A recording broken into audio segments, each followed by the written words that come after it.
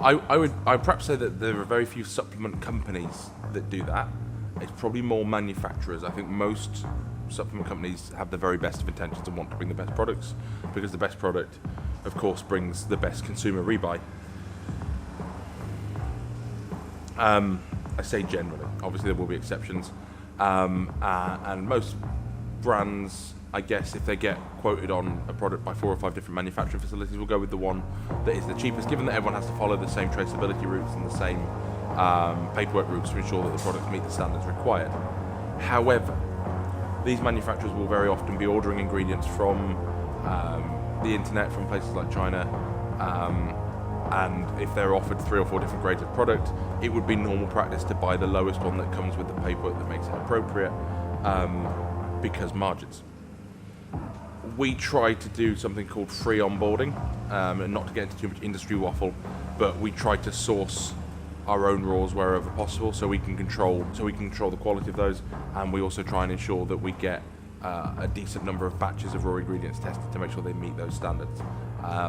So less about what other people do, but more about what we do to try and ensure that the end result is something that's as premium as can be. And that's reflected in the feedback we see from customers. We'll regularly get customers say, hey, I used Stimumax or I used Neuro, and you know what, it's only a 5 ingredient product, but the results they get from it are significantly better than I would expect given the ingredient profile, or given this other product that I've tried, X, Y, or Z, that may have significantly more ingredients in, but just somehow doesn't quite hit the spot.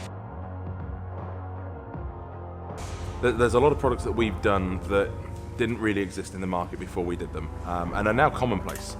So the obvious one is Support Max Neuro. Support Max Neuro was very much something that I did, something that I used to do separately, that kind of cortisol management, stress management thing. It was originally released for bodybuilders for post-workout, and it's kind of become one of our most widely used products.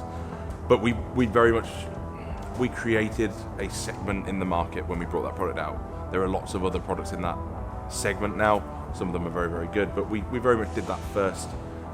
Support Max, in terms of an efficacious on-cycle support, certainly in the UK, we're the first people to do that. We're the first people to use Velocitol in a whey product in Europe.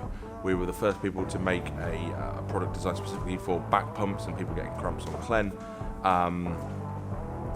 Maximize, we did that first. There is another company that makes a product very, very similar from the States, but ours came out a good few months before. There's lots and lots of imitation in the industry, and we discussed this before. Things like whey, things like pre-workout, everybody's going to do them. They're just, they're industry standard. There's certain things that we did very much before anyone else did, and not to be like a fucking swing my dick around. How good are we? What's my main point with this? You've come out with original supplements. We do stuff first, and then other people do it too, and I suppose there is no higher compliment. Massively so. Yeah, I mean, I regularly get people say, so what's coming next from Strom? And a little part of me ends up being like, I've kind of done, so I had a really clear picture in my head of what I wanted to bring out when I first started Strom.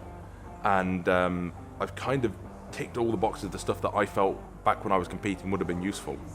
So it's really hard to keep on innovating and doing things that haven't been done before. We have got a product coming out soon that is genuinely innovative, but it's not creating a new segment, which is what I like to do.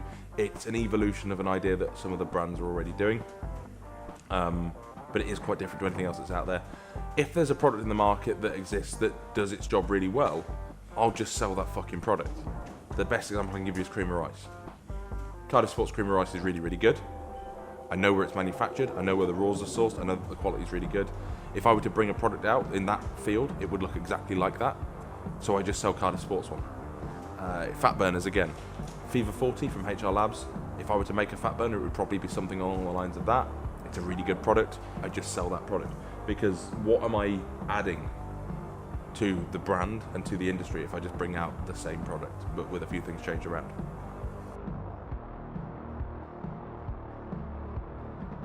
I'm never sure on this one. I'm never sure. I mean, the sooner you announce something and say, look, we're doing this, if somebody else decides to do it, the sooner it, like, if you're doing something you think, oh, you know what, this is a really good idea, someone else might have had it, you kind of want to get it out there sooner. The product that I spoke about a while ago, I don't think anyone's had the idea to do anything like that, and I don't want to let that out the bag until we're ready to go on it. The greens, have been really popular, but they've been sold out for a few weeks now, and we are waiting on stock to make more. I wish I'd perhaps not hyped them up until they were ready, because now there's quite a big gap between batches. I would have rather maybe got a few thousand more tubs made before we released it.